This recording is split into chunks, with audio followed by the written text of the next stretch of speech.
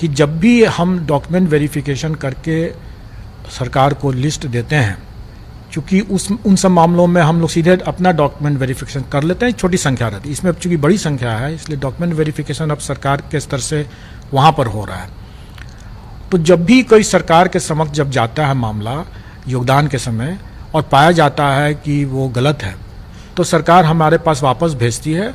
और हम लोग उस पर पूरक अपना सप्लीमेंट्री रिजल्ट देते हैं। और वो हम लोग इस मामले में भी देंगे। अभी हमारी शिक्षा विभाग के साथ वार्तालाप हो चुका है, उनका पत्र भी आ चुका है और हम लोग इस बारे में बहुत स्पष्ट हैं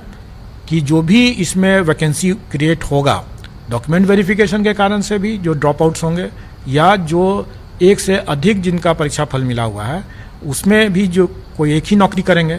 तो जो भी वैकेंसी बचेगा वो सारी वैकेंसियों को जोड़ करके हम लोग उसका सप्लीमेंट्री रिजल्ट देंगे। और मैं यहाँ पर इस बात को भी और स्पष्ट कर देना चाहूँगा कि मान लेंगे सप्लीमेंट्री रिजल्ट हम लोग देते हैं 5-6 हज़ार 7 हज़ार जितने लोग निकलता है उतना देते हैं, तो उनका भी इसी प्रक्रिया के तहत डीवी होगा,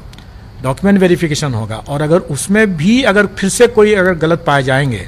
तो छटेंगे, और छटने के बाद जो मान लीजिए 400-500 फिर से वैकेंसी क्रिएट होगा तो हम फिर से सप्लीमेंट्री निकालेंगे। कहने का मतलब यह है कि ये प्रक्रिया सतत चलेगा जब तक कि हमें सही तरीके से डॉक्यूमेंट वेरिफिकेशन के बाद सही तरीके से सही लोग जब तक योगदान पूरा नहीं कर लेते हैं, तब तक हम लोग सप्लीमेंट्री रिजल्ट निकाल करके उसको भरेंगे।